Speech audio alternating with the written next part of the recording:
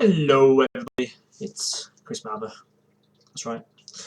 You're probably wondering what is this fool doing now, recording internet videos after his last look.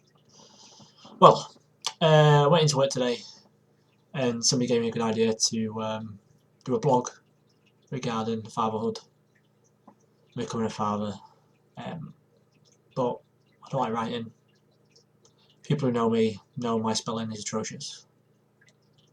So I thought I would do like some sort of video diaries where reporting like once a week, update you on being a dad, probably share some thoughts, some guidance with you all. So yeah, right, let's start from the beginning. As of 0040 on the 6th of January 2013, I am a father to a 2-day-old baby girl called Neve. She was born on the 4th of January at 7 minutes past midnight. If it was a boy, would have had to call it James, 007. And she weighed £7 15 ounce, so she was a good size, not underweight, not a little chubby thing. She was born with a full head of hair, which quite a lot of people are surprised at. I don't know why. You know, the pregnancy was 40 weeks and 2.5 days, call it 3 days. So she was full term, more than full term. Yeah. Lara, my fiance, went into labour. Let me get my days right because I haven't had much sleep. I think it's just a blow in it. She started having contractions roughly midnight on Wednesday. They were very strong, and she had them every hour or so, and that was our day. You know, just we did a normal day. We sat down, watched TV. She played on Xbox, I think. She played on Skyrim. I was on my computer. We did it together. We had bolognese for tea. Fresh pasta, it was amazing. And Lara was eating all day, so I mean, she doesn't normally eat tons, but she couldn't get enough of food, which is obviously a sign of body getting ready to go through the acts of labour.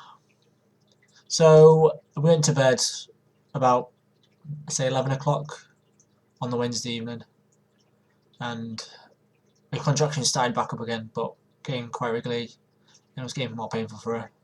She took some paracetamol, which is the only thing you can really take when you're pregnant, because you can't do anything when you're pregnant. Waters hadn't broken or anything like that. I went to sleep. She woke me up about 3 o'clock in the morning complaining that the contractions were every 5 minutes and they were pretty strong. You could tell she did really well, which we'll find out very shortly. But she coped really well. I was very happy. You know, she was a trooper. Come for her. They're coming every 5 minutes or so. So we phoned up the assessment centre and they said, yeah, come in. When we went in, I was calm as a cucumber. You know, I think the midwife there was like thinking, nah, you're not in labour. Nah. So we were the only ones there, so she came over to us straight away. She got Lara into her bed, did some examinations, and to everybody's surprise, including mine and Lara's, and the nurses especially, because she thought she wasn't in labour, Lara had actually gone 4 to 5 centimetres dilated, which is amazing. So Lara did like half a labour without any painkillers, without any assistance. You know, the body just willed her through it, so to speak. So we went to the assessment centre for about 5:30. That's Lara now. She texted me. Hope she's all right. About 5:30, and then we got through to delivery suite about 6 o'clock. I think it was. First of all, the staff on the delivery suite, absolutely amazing. We had 2 midwives who were absolutely spot on, and they stayed with me all the time. 24-hour care. We had our own room, own facilities. It was amazing. It was nothing what I thought the ward was going to be like.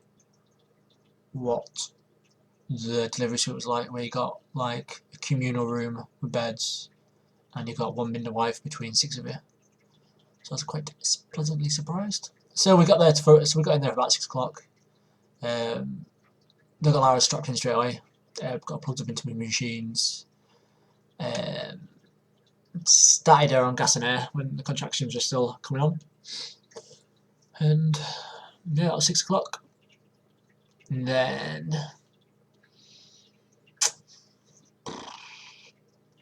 probably say 10 o'clock, they did the next examination on her. And she had gone to 6 centimetres, which is good. So it means she's progressing. She's supposed to do 0.5 of a centimetre every hour. So technically, to get through labour, to start from the beginning, it would take you like 20 hours, which is ridiculous.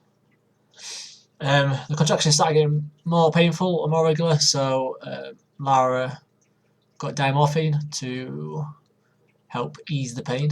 It's not pain relief, it just takes the edge off. Same as Gasolina. Gasolina doesn't relieve pain, it gets your eyes a kite. After diamorphine, Lara was, she was very happy. It was good. But unfortunately, the side effect of diamorphine can be your contractions slow down and stop. In Lara's case, they slow down. So at 2 o'clock, they noticed that Lara hadn't gone any further in labour. She was still at 6 centimetres. So the midwife who was looking after Jen decided to probably best to try and speed things along. Would be to break Lara's water. Lara thought this was horrendous by reading about it, but it's I'd say that long piece of plastic, looks like a bit of a pen, but flat, no roundness to it. It's got like a tiny hook on the end of it, like tiny hook. You can barely see it, and they just make a cut in the membrane, and then I think they put the fingers in and stretch it, and then water's either trickle out or so yeah, that was nice. So that was at 2 o'clock, and then at 6 o'clock, the pregnancy hadn't gone any further. Sorry, the labour hadn't gone any further. So sometime between then and 5, they decided to put Lara on a hormone drip, which they used to open up the cervix to try and speed up. And she also got an epidural put in because the pain was starting to get worse. Horrible things, epidurals. Lara didn't feel a thing because she had a local anaesthetic, but it is like a needle, not big, and it goes straight into your spine. The head doctor or anaesthetist did it. She missed the first time, so they had to do again. Had to do a second time. I don't mind needles, but certain needles, no. But when I saw what they were doing, the first needle I missed left a perfect little puncture wound, and you could see blood just trickling out. Pretty gross. So I had an epidural, and yeah, she couldn't feel any pain. She was amazing after that. She just stick with it. It was, by then it'd been a long day, and the day was only going to get longer. Um, so um, so they left her for another 4 hours because they do the examinations every 4 hours. It got to so that was 6. Got to about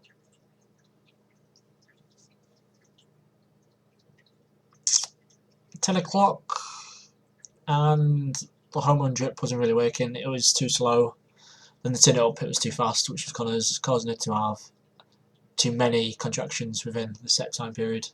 And when they reduced it down, it was either stopping and then starting, or there was too much of a gap between the time in the contractions. It's really weird because when women have epidurals, they can't feel the pain, but they can kind of feel the contractions, but they can't feel the pain in the contractions, so that it's hard for them to tell when they are in a contraction. So they put sensors on the woman's belly, and a machine can actually tell when you're having a contraction. So they know when a woman needs to push when they can't feel anything downstairs, by looking at the charts, and then they know when it's a regular good rhythm for contractions. Then they know they can get the woman to push, and the baby comes out. So about 11:30, well, sometime between 11:30 12.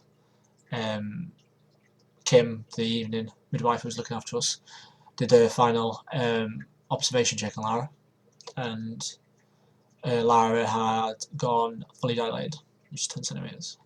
However, the baby was back to back, which means the baby's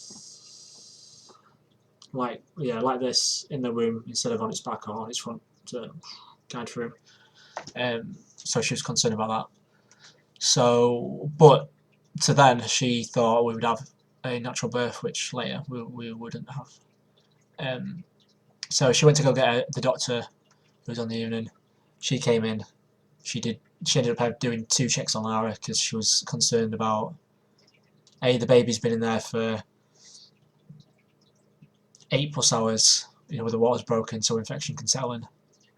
At this point, Lara also had a fever, and the baby's heart rate was like 199, 205, 210, 199. When our date's been at like 155, 145. So there was concern about the baby was under stress as well, and I can't remember what you call it, but sometimes babies, when they're in distress, they poo inside the woman's room, and it comes out with the waters as a dark, black, grey, greeny colour. So that was, a raise for concern. The doctor, when she did the examinations of Lara, she said, I think we need to go with a C-sec. This was about a couple of minutes to 12, and she said, I'll be back in a second. She got a colleague in, and her and a colleague was like, I think we need to get her in straight away.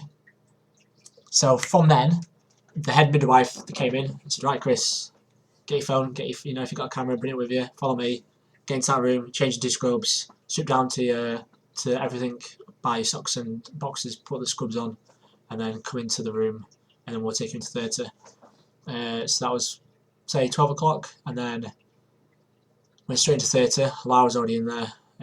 She was getting moved onto the operating table. She put the screen round. I was sat next to her head, facing away from her, because I didn't want to see slicing and dicing. I saw that with my punctured lung. It's not nice. It still gives me bloody nightmares. Even though I'm not really squeamish blood, because I watched the blood come out of her belly and like vacuum into a tub on the floor. Which didn't mind me. That didn't bother me that. Well, I just don't like seeing people being caught up, maybe. So and then 7 minutes past midnight, baby was born. Or baby was brought into this world. And this, all the time, me and Lara thought we was having a boy. My mum was the only woman who thought we was gonna have a girl. I really wanted a girl first. I don't know why. I like to have a daddy little girl first. And to our surprise, when the midwife brought her over, she, peeled back the towel, and there she was, a lady. We called her Neve. Undecided on middle names, but I think it's going to be Chloe, so it'll be Neve Chloe Barber. Like I said, she weighed £7 15 ounce, so good size, healthy. And that was it.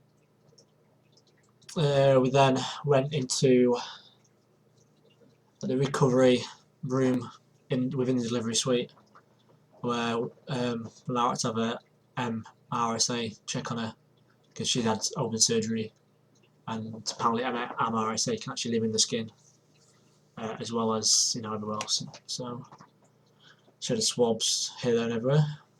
Up her nose, weird, and her armpit. What's that about? And then I left them in the hospital about I think it was 3 o'clock in the morning. Time's a blur. And then I went back in to see Lara on the postnatal ward in Leeds LGI. About 1 o'clock. Stay there till 10 because we're not allowed. Partners aren't allowed. Well, nobody's allowed in after 10 o'clock. Everybody has to leave. That's on our own. That was hard. Leaving my baby girl. No more love. I come home on my own. Obviously, it's nice for Lara to have that support. When she's been through an ordeal like that. And I want to look after them both. As well, after I left, apparently Neve was playing up all night, which throughout the pregnancy you could tell she was going to be a night person because she'd always start kicking Lara like she was playing bloody football with her bladder and kidneys about 12:30, 1 o'clock every night. But this is the second night I've left him, and I'm not quite sure how she's getting on. She did text me I think earlier, so I'll have a look. So hospital, like I say, it's taking longer because Lara needed extra time to recover from the cesarean section, and the baby had to have an extra course of antibiotics, not because of Lara's strep, which Lara had to have antibiotics, but because she had the full term of antibiotics that passed into the baby, so the baby shouldn't develop strep because the baby was under stress in the womb, and that's when they decided to give antibiotics to Neve to make sure that she has no infection. The whole course of that is 48 hours, but it's another 48 hours for the labs to process the blood to make sure there's nothing growing on, whatever they do. They force it to grow germs to see if there's germs in it or something, I don't know. So, unfortunately, because of Neve, they've had to stay in hospital longer. But fingers crossed, midday Sunday, on the 7th, I'll be going to hospital to go collect him. Which is scary, because when you're in hospital, you got specialists there, you got people who know what they're doing, so if you have any issues, you can ask them for advice. But when you're at home, it's just you and the baby in the real world. And babies are not machines. There's no manual. They do what they want. They tell you when they want changing. They tell you when they want feeding. They tell you when they want cuddles and hugs. Talk about cuddles and hugs. I smell a baby. Babies smell amazing. Can't describe it. It's just a nice, very pleasant, sort of moisturising smell. It's amazing. Yeah. It's gonna be. You think to yourself, did I really know what I was getting myself into, or am I really ready to bring up this little human being? That's strange, like, a child that size just going out of nothing, and she's relying on you to support her and make her grow, make sure she's healthy. Scary. So that's it. It's more to tell, but I'll be here forever. I'm already at 20 minutes. So I'm going to try and do these once a week. I'll put them up somewhere on the internet for people to find. I'd imagine over the course you'll see this face just drain, drain, drain, drain, to become more tired. However, when Neve's in Lara's home tomorrow, I'm sending Lara upstairs. She can go sleep, and I'll look after Neve at home so she can rest up.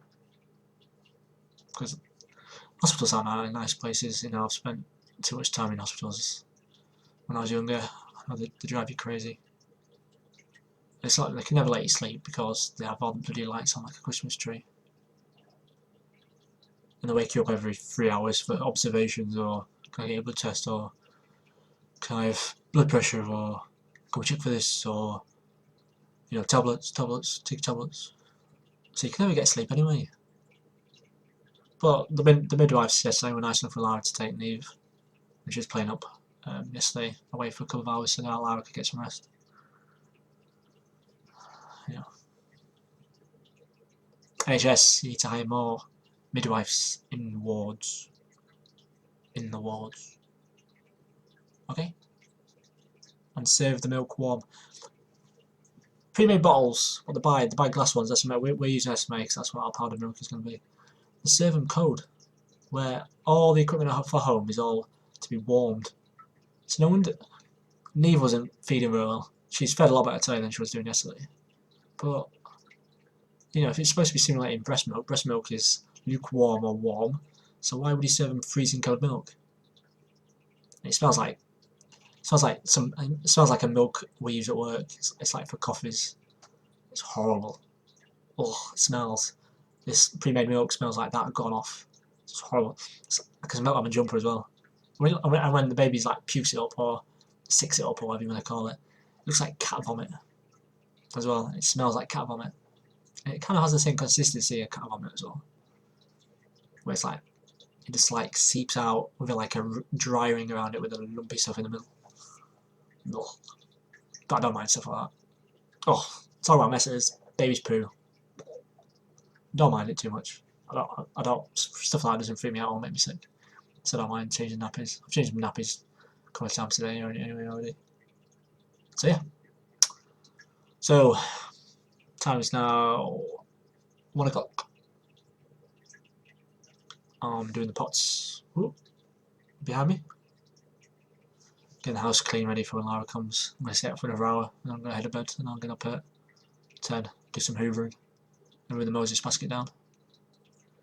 And get ready for our new arrival. Alright guys, bye bye.